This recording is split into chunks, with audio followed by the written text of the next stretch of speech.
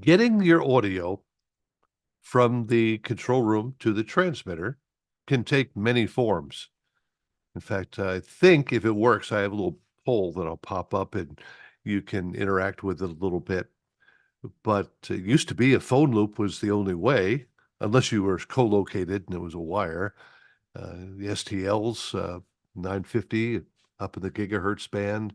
Now, internet is very commonly used as the link to the transmitter. There are many good codecs and products that will get you there. And some of them come from the Telos Alliance. And that's why I'm very pleased today to have Robbie Green and Clark Novak with us. They're going to talk about some of the ways to get from here to there with the best possible audio and control it for everybody to benefit. So I'll just turn it over to you, Robbie, Clark.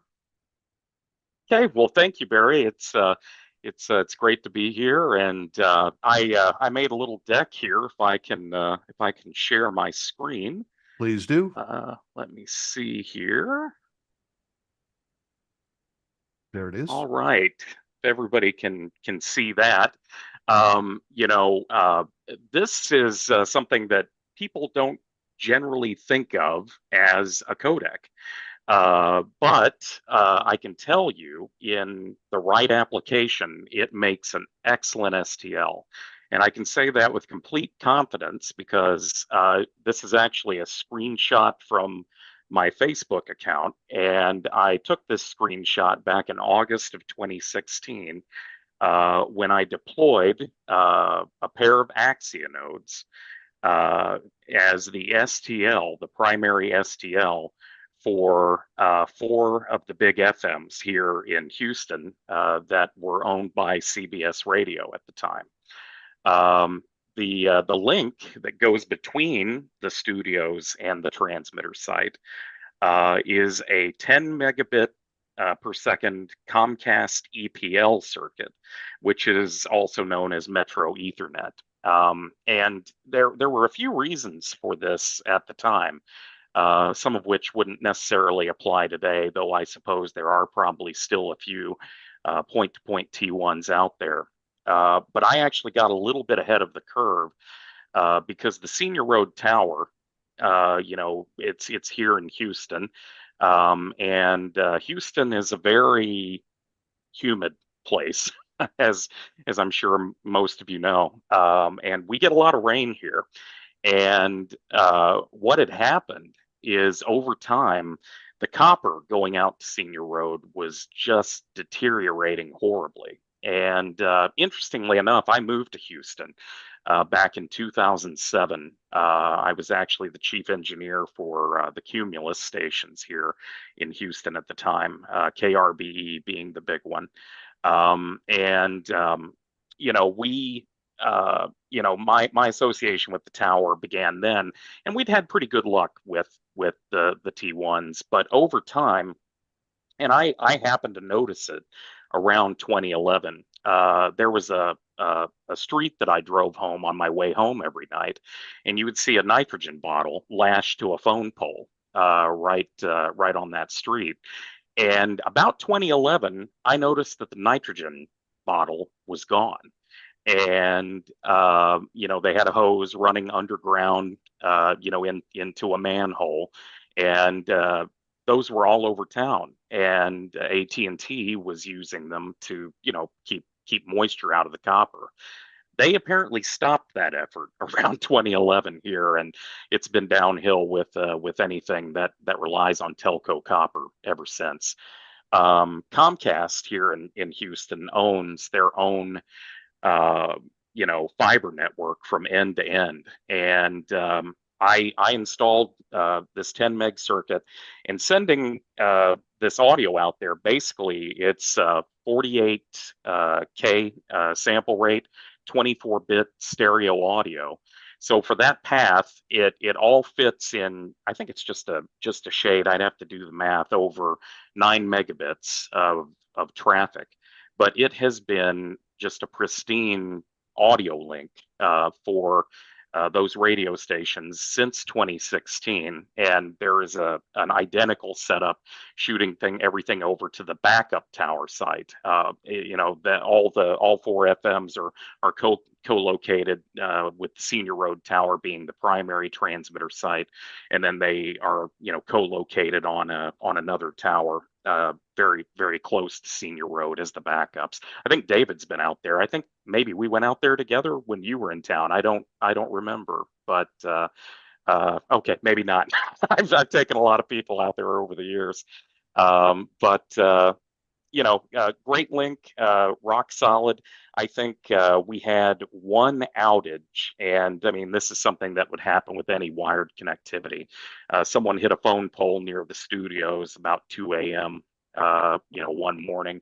And much to my amazement, I thought it was going to be down for a while. Of course, everything failed over to the 950 megahertz STLs that shoot out there as well, automatically.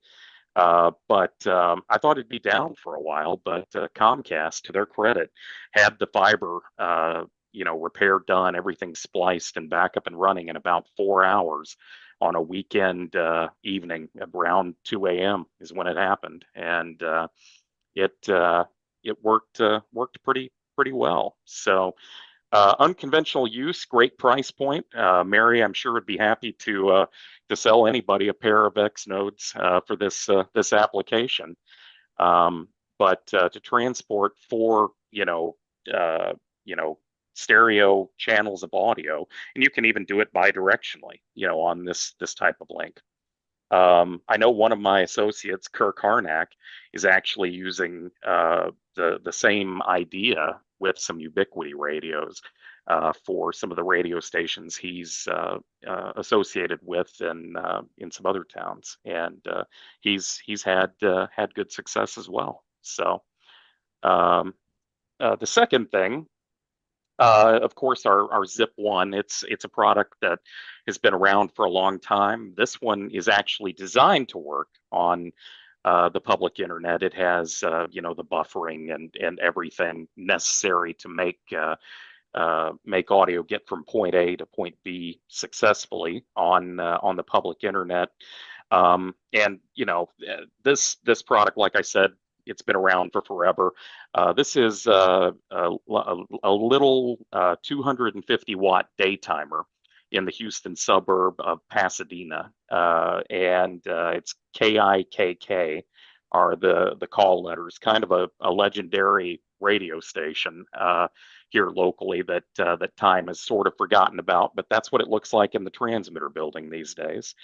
And you can see the Zip One down there in the lower left-hand corner. I was actually using this again on a Comcast EPL circuit that carried everything else out to that particular site. Telemetry and backhauling audio to the studio and whatnot. All of that went out on that EPL circuit. One thing that's kind of cool about the Zip One, and this is something that people may not think about very often, but it's a pretty neat little tool set. If you need to do something in a pinch, and I played with. You can see this back in 2017. I played with the SIP functionality in the Zip One, and actually was sending audio to it through a phone service provider called Callcentric. And Callcentric will sell you a SIP phone line for about $2 a month. So that's connectivity that fits into anybody's budget. And you can you can make a call directly to a device that's registered to Callcentric, from any POTS phone in the world, or you can connect SIP to SIP on the same provider. And if you do go SIP to SIP on Callcentric, you get G.722 quality audio, so 7 kilohertz bandwidth. And what I ended up doing with this was not the primary STL, of course, but for another one of the AM radio stations that I was taking care of at the time here in Houston, Kilt 610. It's a sports talk format, and you always have to have something in mind if things go really, really wrong. And part of our disaster recovery plan for Kilt was actually like, let's say we absolutely had to evacuate the studio facility, here in Houston, which we had a couple of incidents with that. We had there's a consulate located in the studio building here, a couple of them actually, and there were some terrorist threats made against the building over the years, and we had to get out of there. And anyway, part of the disaster recovery plan was that the sports talk station up in the Dallas area that was co-owned and still is to this day had the ability to dial up to the Kilt site via SIP and get audio in there. There were other backup paths as well, including IP codecs and whatnot. But this was sort of the connection of last resort, and we could, of course, if worst came to absolute worst, somebody could just be on the air, connected with a phone. Not something you'd want to do, but something you could do if, disaster, struck in a big kind of way. Um, One of the things that I've played with over the years, this is not a Telos product, but it's just something I wanted to mention. Ubiquity, of course, they're kind of famous for their IP radios and also their Wi-Fi, hotspots and things like that. But this little $59 Edge Router X, and I have one of these here in my home office, and I actually took the screenshot last night of the screen there. This can actually be set up as a load balancer if you have a pair of these, and it's really cool because you can not only use it for load balancing, you can set it up in a failover scenario. So if you wanted to, you could take something like a Metro Ethernet circuit or a VPN across a WAN or something like that, combine it with the IP radios that Ubiquity offers, and have redundancy. Something that I don't know how many people know about this feature of these inexpensive devices, and they do make nicer models. This one actually has a little, plug-in wall wart power supply, which I would, of course, recommend having a backup on hand if you were using it in any kind of a production environment, or, perhaps even a backup device because they're inexpensive enough. But I know some guys who've set this up and had pretty good success with it. This is kind of an interesting shot. That's my friend Shane. They're standing on the roof of 24 Greenway Plaza, where the studios are for the now Odyssey stations here in Houston.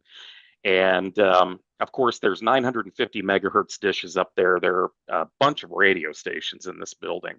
Odyssey's on the 19th floor. Radio One is down on the 9th floor, although they're moving out right now. But anyway, you see all those dishes, and they're pointed out to the Senior Road Tower. One thing I was going to mention in terms of transport, getting audio from point A to point B, and something I've actually had a lot of luck with are these Ubiquity 5.8 gigahertz ISM band devices. The two that you see there went up in, gosh, I guess it was probably around 2017.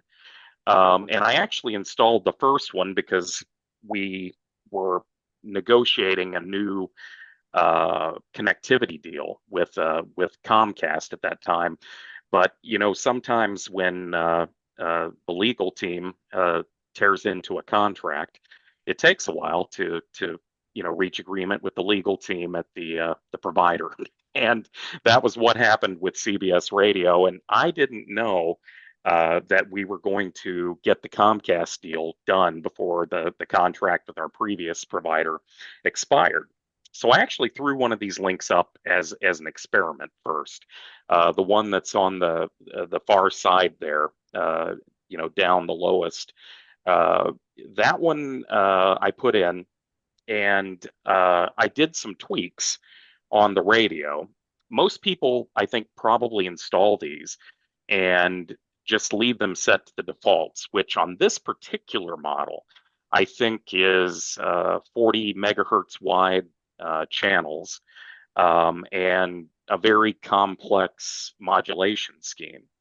What I actually did with this is, instead of doing, I think it's 256 QAM and 40 megahertz wide channels, I cranked it down to 10 megahertz and 16 QAM, and was able to get a very robust, very reliable signal out there.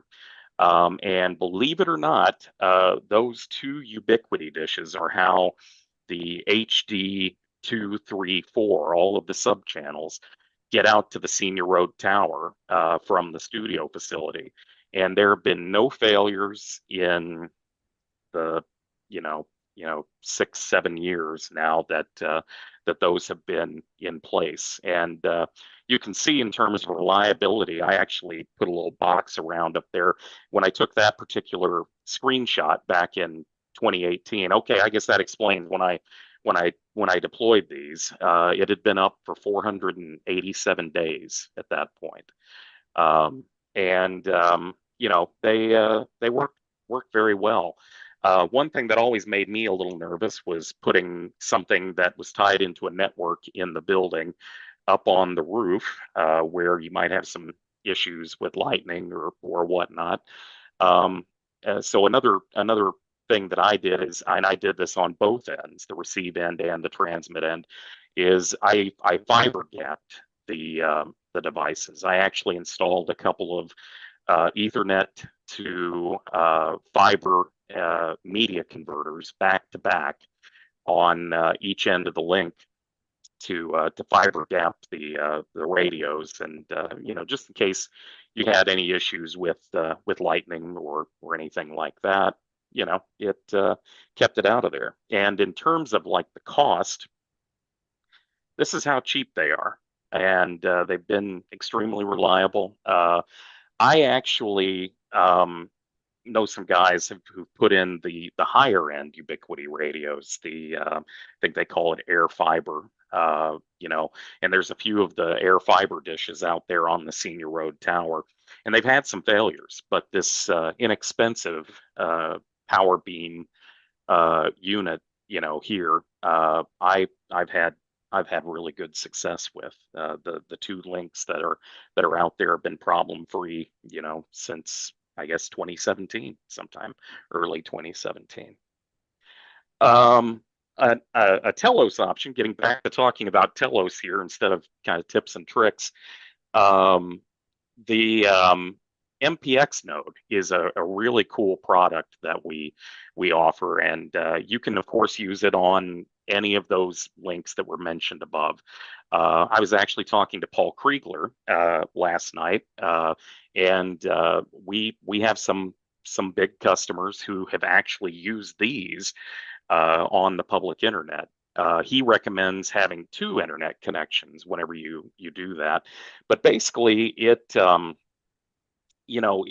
actually uses this kind of cool micro MPX technology where you can get full bandwidth composite signal from your studio to your transmitter site, and I think it's just in like 384K of bandwidth or something like that.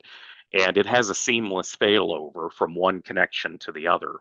So if you have a connection that goes marginal or fails on you, you have redundancy, built right into the box, and it performs really well.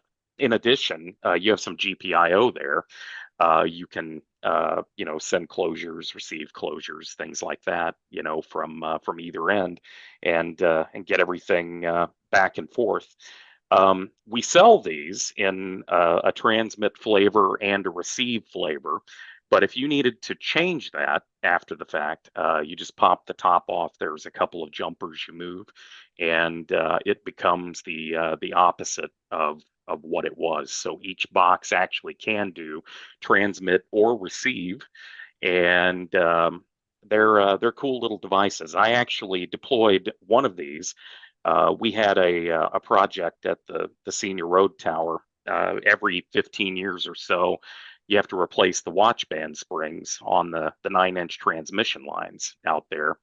And what we were doing is, all the stations had to decide if they were going to, move over to their backup site during this work, or for most of the work, they were able to stay on the air from Senior Road at 1/4 power. Our backup site was, I think, 90,000 watts at 1,800 feet, very, very close to Senior Road for all four of the FMs out there. And then we also needed to get HD over there and everything. So I actually put in a link between the Senior Road tower and the backup site, set up the HD exporters in multicast mode, and basically had a 20 meg pipe going back and forth between the two transmitter sites. And it still exists to this day, where you can literally segue. Everything's time aligned. You have the processing and everything from the main transmitter site, identical at the backup transmitter site. Now, of course, the backup transmitter site has backup processing as well. I think older Omnia 6 generation. I think I had a Volt over there as well. But you could literally turn Senior Road off, and while you were doing that, hit the on button for the backup site and segue between, and the listeners would never know you changed transmitter sites, because everything was time aligned, and you had your HD1 and HD2 channels, coming from both sites as well. And anyway, cool feature of these is if you have an Omnia 9, you don't need the encode end. You can actually send the composite signal right out of the Omnia 9, straight to one of these MPX nodes, and plumb it into your transmitter site. So if you had an Omnia 9 and you wanted to do a couple of things with it, say maybe process a stream or an HD2 or whatever, in addition to its main FM duties, it's a very versatile box. You can have it located at the studio doing those things, and then send the audio out to your transmitter site across that. So anyway, that's what I had prepared as far as the deck is concerned. We also have a product called iPort HD. The thing about iPort, and some people do use them as STLs. It's kind of a codec on steroids, because you can basically do 64 codec channels. You can encode 64 different streams to send to 64 different destinations if you want, or of course have them all flow across, and do redundant paths and things like that with the iPort HD.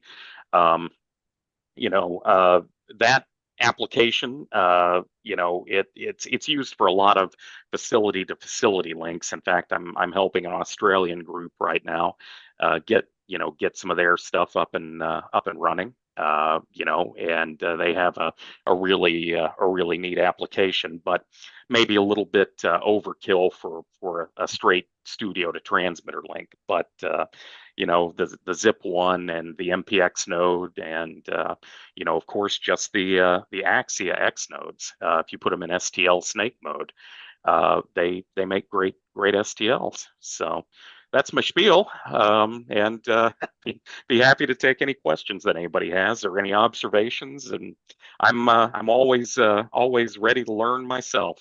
So tips and tricks are great. Yes, they are. Thank you, Robbie. I appreciate that very much. I'm going to do two things right now, uh, and carry on our conversation. This is just an anonymous little fun poll.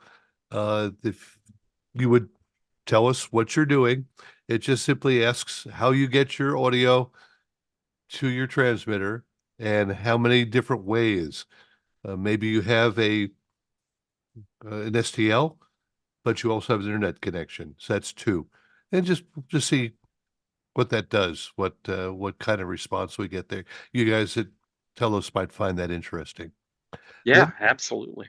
the other thing I'll mention before we start to lose folks in timing, because we're not going to go away, but maybe next week on the 21st, we could certainly enjoy someone who might like to do, hint, hint, a tour of their transmitter site. You know, somebody Yeah. take a iPad or a cell phone out there and show us some of the good things that you're doing. I don't have a specific plan. The Christmas holiday is right in the middle of the week. It's on a Monday, as you know, and so just before Christmas, just after, we're going to be a little light on attendance, and maybe we can share some stories of the best radio station we ever worked at or the worst. Saying things like that. So. Robbie, as we talk about these different products, the Zip2, the MPX, and this iPort, if somebody is just getting started at, say, a small market station, where would you recommend that they look first as to what they should install? Is it a monetary thing or is it a quality thing? You know, uh, if we're talking about a small market station, obviously there are different considerations. I think the model that Kirk is employing with his radio stations, if you can make the shot and everything, he is doing the Ubiquity radios with Axia nodes as an STL, and I think he's been very happy with it and experienced good performance out of it. If you have a little bit more budget, and obviously this depends a lot. It's very, very market dependent. You dependent when you check connectivity options like Ethernet private lines or Metro Ethernet. Those are really great as well. And I always like to have at least two different ways of getting there, one wired and one wireless. A lot of people do cellular, and everything these days, but one of the challenges that you end up and being here in Houston, I have to be pretty attuned to disasters. And one such disaster that I never would have predicted in a million years befell us in February of 2021 when we had, it was over a foot of snow dumped on Houston. And, it, it, the reason why I bring it up is here at my home, I had planned to ride out the storm here at the house, and I drove a Jeep at the time, but I was trying to avoid being on the road and wanted to be here with my family. We have generator here at the house and everything, so I was pretty well set up for that. However, one thing happened once the rolling blackout started, and the local utility was having to manage power consumption. Uh, I found out that neither the cell site in my neighborhood nor the the ISP in my neighborhood had generators. They were basically relying on UPS type power for everything. So about 6 hours after the power went out, our connectivity went out as well. And of course, you can do some things if you can get on board with FirstNet and get prioritized, you know, uh, you know, connections. That would probably help. I have played with FirstNet in my former life when I was with CBS and Odyssey. Um, you know, I like it. It's nice. I don't know if it would have held up though. It's hard to connect to something that's just not there because of a power outage, you know. But even before the power outage, when everybody's wired internet failed because the cable provider in the neighborhood, and then there's also a fiber internet provider in the neighborhood. You know, when they went down, everybody hopped on the cellular, and you could not make a phone call, much less get any data through. You know, at that time. So it was an eye-opening experience because it had just never occurred to me. Everybody's had the experience of maybe going to a stadium or something, and these days they put in cell on wheels, and I think all the NFL stadiums have Verizon infrastructure in the stadium itself to provide, cellular service. But it can fail.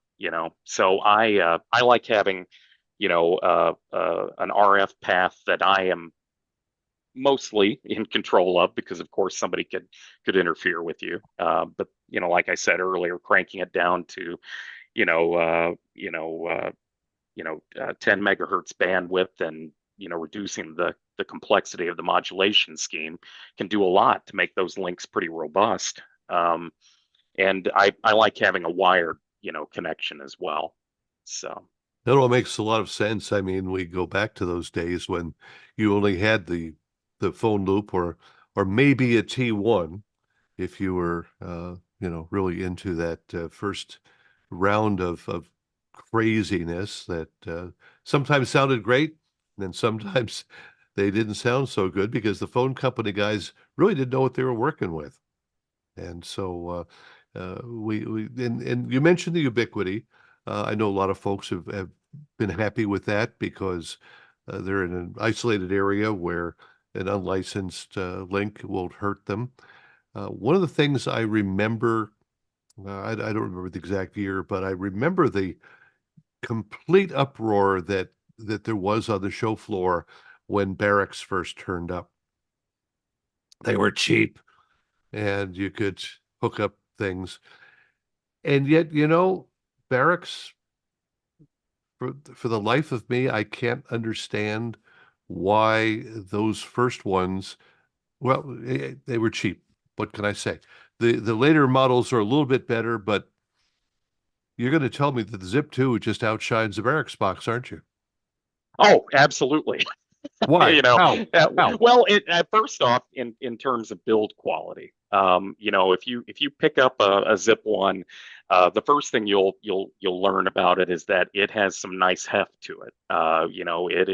It's a sturdy steel construction. It has a nice anodized front panel, and everything, and good flexibility. It also on I'll be honest, I have not kept up with what Barracks has been doing much over the last few years. Although I will say I helped a former GM of mine set up an audio network, using them, many years ago for a little venture that he put together. But um, the uh, the buffering and everything, if I recall correctly, is just pretty much non-existent in the Barracks boxes.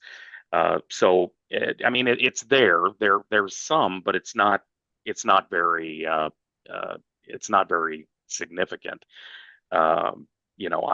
I couldn't tell you exactly how long it would go, but if you get into a situation where you're dropping a lot of packets and things like that, just my experience, and again, this is several years out of date. The Barracks boxes just didn't have great recovery. Yeah. one other component, and this is something that you may not think about, and I don't know, but I had a project years and years ago, and when I worked for Cumulus, and we had to relocate some stations from one studio site to another, and it was a bit unique. There were no RF STLs at the the the main studio site, and I don't remember the reason why. I don't think they could get permitted for a tower or something like that in the neighborhood. So, and I wouldn't recommend this, but they had one link to one of their transmitter sites, and they had an APT codec there that was uh, it was feeding the audio for all four of the radio stations out to this one transmitter site, and then there were 950 megahertz links to all the other ones from there. But in we had to move that APT link, and we did some upgrades and everything with the help of the guys at APT when we were doing all that, and we had to convert it because we went with a Metro Ethernet circuit at the new transmitter site instead of or I mean, excuse me, the new studio site instead of a T1, more or less to get it onto fiber, a little bit more future proof. And I'm glad that it wasn't my concern because I went to CBS not long after the studio build, but um, I had to get the audio from the new studio and the old studio out to this transmitter site while we were moving the studios. And what I employed was a couple. Well, it was actually three Telos Zephyr Extremes in IP mode, not ISDN, but IP mode, and plumbed them into a set of intraplex frames from the old studio, so we could get, basically 1.544 megabits per second of traffic out to the site. So we were using the Zephyr Extremes times three, but I didn't have a fourth set of Zephyr Extremes. I tried to finagle them in the company, and just nobody else would send any. So I bought, I think it was a Barracks Extremer 500 pair. Gary Klein let me pick up a couple of those, and that was the link for the fourth station. And what I found, and this was really surprising to me, was that the audio quality from the Zephyr Extremes, even running the exact same bit rate, codec, everything as the Barracks boxes, the low end was substantially fuller, more pronounced, tighter. And, you know, I can tell you that the Zephyr Extreme had an actual Fraunhofer, MPEG codec in it. I don't know that about the Barracks box. That's the only thing that I could use, or I could say, to account for the discrepancy in the audio quality. But it was an interesting observation. And this was the Barracks box that had balanced I/O. That's Um, true. You have all these different codecs, and in fact, if you, I'm sure that you do the same with the Zip One or the Zip Two, as with the Bricklink. You get to choose among four or five different codecs, depending upon your needs, your desires, uh, ranging from FLAC to highly compressed. And each of those are going to have an effect upon your audio. I think it was interesting comment you made. I think it was one in the chat box that it's a good way to have more than one route to your system. And if you've got an STL on 950 and you're doing internet, that's still, that's two, but it's even better to have two internet connections or two STL connections, or what you were showing us before with the fallover that would work nicely because something always happens. Something gets in the way, especially if there's a disaster. You mentioned the flood in Houston, and a couple things. The chat box popped up. A couple things on the YouTube. John Van Million says Barracks is still a good backup. It's better to have something than nothing. Absolutely. And for the price point, I mean, you can't really argue against having them in the toolkit, even if you had one sitting on a shelf. Of course, I would prefer that you buy some Zip ones and have them sitting on the shelf. They can help you out in a lot of ways, like I was talking about with SIP and everything else. But it's always nice to have some extra resources there, Sure. particularly in a pinch. Hey, I remember the years when the STL failed and your system was now alligator clips on your phone line. Yes, indeed. And Yes, it was indeed. the greatest audio because, the POTS lines are not designed for wide audio, but it gets you on the air, keeps you on the air, I should say. And the key here is, yes, something is going to fail eventually. And I like the fact that we have so many of the folks here on our little survey that's showing more than half are multiple sites, multiple paths, and look at all the STLs. I don't know. Are the results available to everybody to see, or is it? I don't know how these polls. I don't do them very often. I don't know how that works, but I'm seeing a lot of STLs. I'm seeing a lot of internet and some gigahertz and other wireless, some cellular, some phone loops are still in the system. I'm not seeing any local co-located, but then again, we don't see as much of that today as we used to with the consolidation. I'd be kind of curious to know if anybody's still running point-to-point T1s because I can tell you that some of the phone companies have been a bit unkind in surprising people with rate hikes around those. Um, Well, here in Jeremy is here on YouTube and mentioned that T1 was the only thing available at his site until just last year. So maybe mm, he can give us a clue if he'd be so kind as to what the cost factor is. David says working with a remote transmitter site where the only service provider is Frontier, 900 megahertz backup. I'm going to investigate the possibility of the Ubiquity Air Fiber solution to replace the T1. yeah, no, that's all good stuff. I will tell you, I know of at least one instance where a $600 a month point-to-point T1 bill jumped up to $30,000 a month with What? no warning. Yeah, it's fairly common, and same kind of things happening with POTS lines right now with some of the providers. I have a friend, my very first boss in radio. I grew up in Amarillo, Texas, other end of the state from here, and my very first PD is a GM for a mom and pop operation in the Midland, Odessa area now, and he said that his POTS lines had gone up from about $30 a month recurring to around 300 a month recurring. So the phone companies are surprising people, quite a bit when it comes to the cost of these services that are on copper in particular. I They could they just want to get rid of it. I can just imagine the GM when that phone bill came in. Well, he was the GM, and oh, are you talking about the $30,000 Yes, one? yeah. Yeah, that's a bad day, Man, and everything. But I've heard of several of those situations occurring around the country, and it's unfortunate. I had a similar experience with ISDN. I can tell you about the death of ISDN here in Houston, anyway.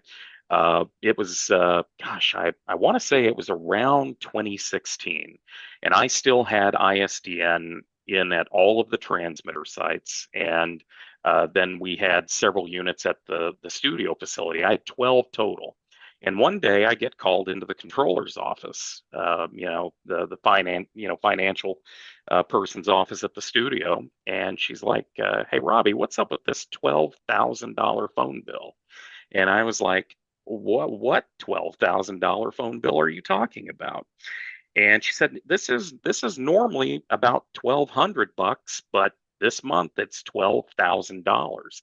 And what had happened was AT&T had sent us some letters, and they basically said they were going to kill ISDN BRI, which is of course what you used with the Zephyrs and Zephyr Extremes and other ISDN codecs. But they uh, uh, they sent another letter rescinding that, saying we're going to continue it on. Don't worry about it. And that happened a couple of times. They sent us a letter saying they were going to kill it. Then they sent us another letter saying they weren't going to kill it. And then without warning, no advance warning whatsoever, 1 month, the $12,000 phone bill showed up, and these ISDN BRIs that had a previous monthly recurring cost of $89 a month jumped up to, I think it was $899 a month. But once you added all the taxes and fees and everything like that, it pushed it, up to 1,000. And we canceled them very, very quickly, So Oh, well, bet.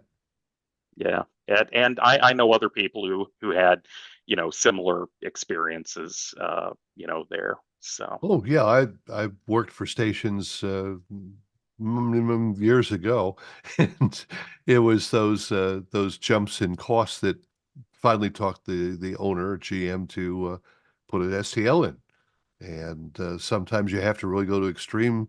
I remember one time we had to stick an STL dish at the very top of a 200-foot tower to get over the ridge, but that just that was cheaper than paying for the phone loop anymore.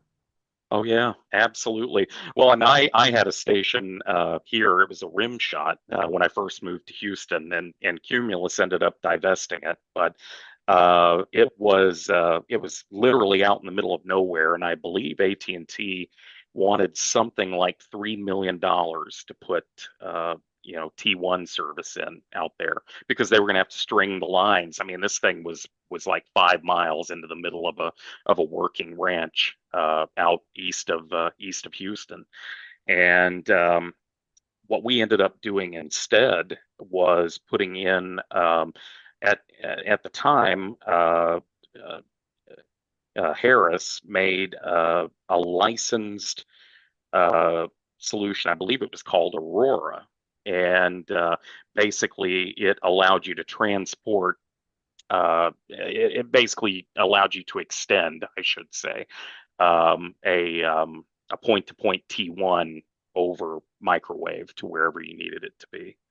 And it worked pretty well until that transmitter site went swimming in Hurricane Ike back in 2009, and the receiving box at the one of the transmitter sites went underwater. But anyway, That's yeah, yeah, uh, that's again, here we have a concept of not having, a single point of failure as best we can accomplish. And yet people don't stop to think that, oh, I'm on the air and I'm working. Uh, and today, of course, there's another option that I didn't have on the little poll, and that was putting a flash drive in the back of a transmitter and switching over to that. Although, let's face it, that's not really getting your programming to the transmitter. That's keeping noise going. yeah. Well, and that can happen. Another one of those sites in Hurricane Ike, I had to take a automation computer out to a transmitter site and EAS gear and everything else. And when the connectivity was all down out there in the aftermath of Hurricane Ike, I had to run uh, basically the audio additions and the logs out to the transmitter site every day. It was a 2 hour trip, round trip, to get out there and back in the aftermath of the hurricane in 2009. So Sure, sure. A lot of stations, well, especially the ones that have the FEMA hardening, have little mini studios at their transmitter site. And I remember that one of the things that impressed me about one major market station was they had everything on their schedule in a laptop, so that should there be disconnection of their STL and their internet connection, they could just plug the laptop in out at the transmitter and just keep going. Yeah. Well, and I was going to mention this. I'm glad you brought that up. Those FMs that are out at the Senior Road Tower. There's a wide orbit workstation in one of the transmitter rooms, the same transmitter room where the receive end of the Axia X node link is, and basically that automation machine is using the IP audio driver, the Axia IP audio, driver, and to switch to it, you log into the X node, and you just change the source from the studio over to the transmitter site workstation, and you're back in business. And that wide orbit workstation is just out there running, all the time, playing the logs out. Yeah, that works better for music, let's say, than it would for talk or a news Oh oriented. yeah, yes, absolutely. Isn't there a traveler's information station somewhere in the DC area that's still running a loop from 2008? Uh, I it's in my mind somewhere. I can't find the citation at the moment, but I remember reading that. somebody put it up there and it just has run for years. And it may have been fixed by now, but wow. Yep. Well, Clark, you've been very, very quiet.